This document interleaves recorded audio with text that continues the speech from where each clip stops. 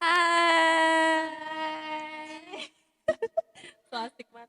Assalamualaikum warahmatullahi Wabarakatuh. Perkenalkan, kami dari kelompok Pertama, kita dari kelompok 1 ingin menjelaskan tentang materi. bisnis model kanvas. Kita dari prodi Pendidikan Bahasa Indonesia, apa? Semester 8, mata kuliah Aplikasi Kewirausahaan. Saat ini kita akan menjelaskan materi tentang bisnis model kanvas. Yang pertama akan menjelaskan adalah, oh iya sebelumnya kita perkenalkan dulu. Perkenalkan saya Teti. Saya Fitri. Saya Asih. Eh, Gimana? Selanjutnya yang akan menjelaskan adalah saudari Fitri. Ya, poin pertama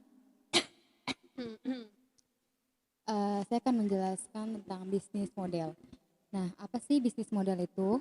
Bisnis model adalah metode untuk menjelaskan bagaimana sebuah ide bisnis dapat memberikan manfaat kepada konsumen. Nah, untuk menerapkan ide bisnis itu, kita bisa dapat membuat rancangan ide bisnis kita dengan cara membuat model bisnis kanvas. Kita dengan bisnis model kanvas. Bisnis model kanvas adalah cara untuk menggambarkan model bisnis secara menyeluruh dalam visual pada satu halaman. Nah, dengan bisnis model kanvas ini kita bisa memberikan rancangan berpikir kita tentang bisnis, kita memperoleh pemahaman bersama, kita juga dapat memperoleh bahasa yang sama dan membantu tim agar tetap fokus. Nah, cara merancang bisnis model kanvas ini adalah dengan menjabarkan 9 unsur penting dari ide bisnis yang kita akan buat, dan selanjutnya akan disampaikan oleh Teti. Oke, terima kasih Fitri.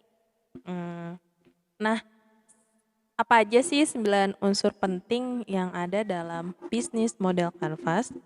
Yang pertama adalah target pasar. Di kolom pertama itu, siapa sih target atau produk yang akan kita jual? Misalkan bisnis yang nantinya akan kami jalani ini yaitu bisnis tumbler. Teman-teman yang ingin mempunyai tumbler itu bisa desain sendiri atau request sendiri sesuai keinginan mereka. Misalnya ingin berupa kata-kata atau gambar. Kalau untuk bentuk tumblernya itu contohnya seperti ini ya, perkiraan aja. Terus selain bisa desain sendiri, harganya pun terjangkau. Itu kan target pasarnya atau apa sih produk yang akan dijual. Nah, yang kedua, di situ kita punya solusi untuk bayangan dari masalah yang mereka hadapin. Misalnya contohnya, mereka ingin tumbler yang dengan desain mereka sendiri dan harganya pun terjangkau gitu. Nah, yang ketiga, kita harus bisa menentukan media apa yang tepat atau yang cocok untuk mengkomunikasikan dan mendistribusikan bisnis yang kita punya. Itu ada di kolom ketiga. Contohnya, kita ingin mempromosikan melalui media sosial atau online store. Tetapi kalau nanti bisnis kita ini jalan, insya Allah kita juga melayani sistem COD atau Customer of Delivery. Tapi untuk wilayah tertentu aja pastinya. Terus yang keempat, eh, di kolom keempat itu kita bisa tentuin gimana cara berinteraksi dengan konsumen atau customer dengan pendekatan langsung, seperti customer service atau secara otomatis seperti live chat dari media sosial. Kalau dari Instagram itu bisa dari by DM atau direct message. Nah, yang kelima, di kolom kelima itu saatnya kita nentuin dari mana bisnis kita ini dapat keuntungan. Seperti bisnis tumbler yang nantinya akan kami jalankan ini, pendapatan kita itu berasal dari penjualan atau hasil tumbler yang kita jual itu. Nah, selanjutnya Asi yang akan menjelaskan.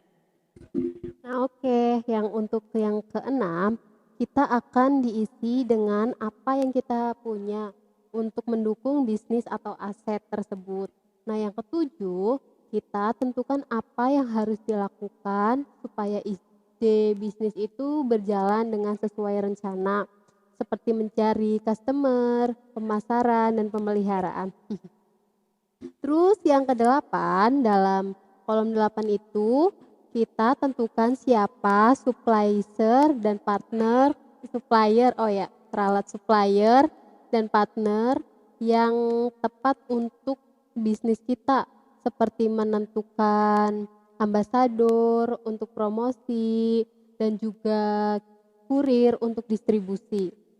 Terus untuk yang kesembilan itu kita menjelaskan apa saja biaya yang untuk yang dikeluarkan untuk kasus membuat custom tumbler.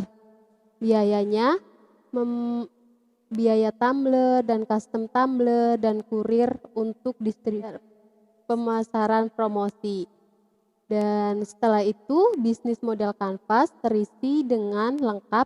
Lalu selanjutnya kita merancangkan gambaran pengeluaran dan pendapatan dengan membuat perkiraan keuangan. Selanjutnya akan dijelaskan oleh Fitri. Nah, selanjutnya ada yang namanya revenue stream. Apa sih revenue stream itu? Nah, revenue stream ini yang merupakan pendapatan dari hasil penjualan yang bisa kita cari tahu dengan menentukan harga produk sesuai dengan jumlah yang akan dijual. Kemudian, cost atau pengeluaran biaya yang dikeluarkan untuk memproduksi produk tersebut. Nah, akhirnya kita punya gambaran nih gimana perhitungan pengeluaran dan pemasukan dari bisnis yang kita jalankan. Nah, sekarang saatnya mencari tahu soal break even point atau payback period. Apa sih break even point itu? Break even point biasa dikenal dengan balik modal, yaitu saat pemasukan dan pengeluaran itu setara waktu saat memulai bisnis. Sedangkan payback period adalah jangka waktu di mana kita mencapai break even point itu. Nah, dalam situasi inilah kita bisa tahu bahwa bisnis yang kita jalankan itu untung atau rugi. Nah, itulah penjelasan mengenai bisnis model kanvas. Jika kalian ingin membuat sebuah bisnis, saatnya kalian membuat metode ini. Terima kasih telah menonton video ini. Like, save. Warahmatullahi wabarakatuh.